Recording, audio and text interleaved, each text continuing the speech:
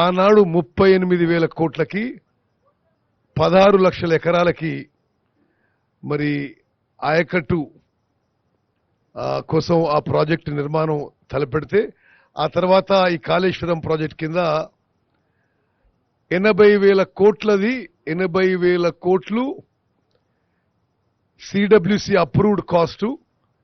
దీని కింద అప్పుడు 16 లక్షల ఎకరాల కొత్త ఆయకట్టు ఉంటే ఇక్కడ 18 లక్షల ఎకరాల ఆయకట్టుకి దీనికి అదనంగా కొంత స్టెబిలైజేషన్ ఆఫ్ ఎస్ఆర్ఎస్పి కింద నిజాం సాగర్ కింద స్టెబిలైజేషన్ ఆయకట్టు కింద ఈ ప్రాజెక్టు నిర్మాణం మొదలుపెట్టారు. మరి ప్రాజెక్టు మొదలుపెట్టినప్పటి నుండి కూడా మాకైతే ఈ ప్రాజెక్టు నిర్మాణంపై, ఈ ప్రాజెక్టు వయబిలిటీపై, ఈ ప్రాజెక్టు యొక్క నిర్మిస్తున్న తీరుపై ఆనాటి మేము ప్రతిపక్షంలో ఉండి నేను పార్లమెంట్లో అసెంబ్లీలో మన మిత్రులందరూ కూడా చాలా సందేహాలు కూడా వ్యక్తం చేయడం జరిగింది. ఆనాడు ఆ ప్రభుత్వం ప్రాజెక్టు గురించి ఏ విధంగా ప్రచారం చేసుకుందో మీ అందరికీ తెలుసు. ఒక దశలో ప్రపంచంలోనే అతి అద్భుతమైన ప్రాజెక్ట్ అని చెప్పారు, అతిపెద్ద లిఫ్ట్ అని చెప్పారు.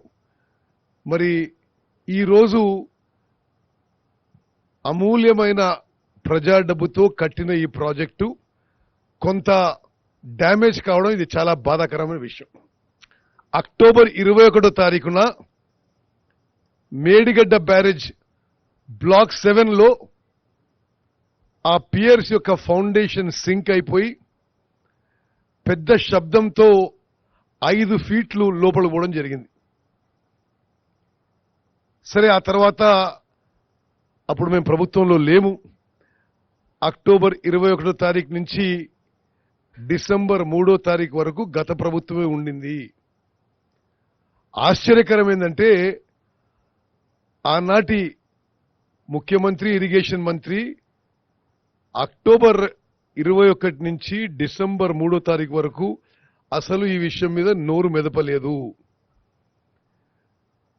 అంటే ఎంత 10 + 30 40 45 డేస్ పాటు ఇంత మేజర్ ఇన్సిడెంట్, 10 ఏళ్ల పాటు ప్రపంచంలోనే అద్భుతమైన కాళేశ్వరం ప్రాజెక్ట్ కడుతున్నా అని చెప్పిన పెద్ద మనిషి ఇంత మేజర్ డ్యామేజ్ జరిగితే దాన్ని విజిట్ చేయడం కానీ, రివ్యూ చేయడం కానీ, దాని మీద ఒక స్పష్టమైన స్టేట్మెంట్ ఇవ్వకపోవడం ఇది దురదృష్టకరం.